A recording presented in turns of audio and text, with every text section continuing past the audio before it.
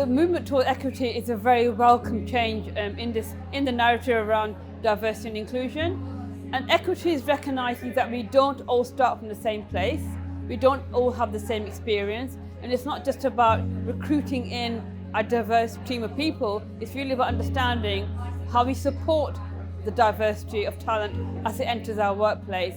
And equity, absolutely. To be fair, we are only scratching the surface of this. There's a lot more work to be done, but we do need to start understanding how do we support this talent which is arriving in workplaces.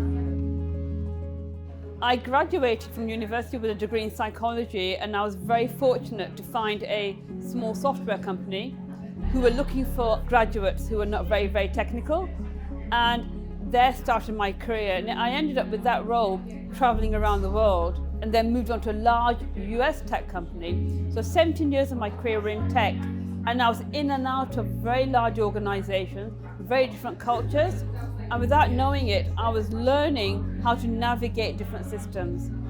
Fast forward, I then decided to leave the tech sector and qualified as a coach, and have been working in the coaching and personal development space for a long, long time. In the last few years, I became very mindful of that there was a lack of equity in coaching, the lack of diversity in coaching, which led me to write my book, Diversity, Inclusion and Belonging in Coaching, a book that speaks to everyone's lived experience. It's a recognition, it's not women who need fixing, it's the system. And there is inertia in the system, and we just don't need one or two women who are token females. We need a vast majority of females coming through. Only then will we see a shift in the system and a shift in cultures. So it has to be a real emphasis that we need a large number of women coming through. What would I have said to my younger self 20 years ago would have been, it's not just about hard work, it's about smart work, but it's also about building relationships.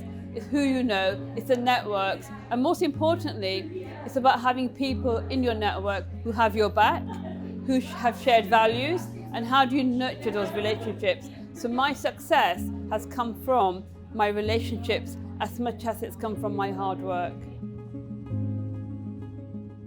In my experience, women have a tendency to blame themselves when something goes wrong, and to go into a place of, what could I have done better? I'm not worthy. And I think it's important that women start recognizing it's not them, it can be the system around them. And therefore, breaking barriers is giving yourself the permission to get it wrong as well. But once again, it's about who do you surround yourself with?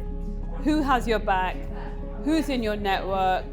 And what can you give back to your network as well?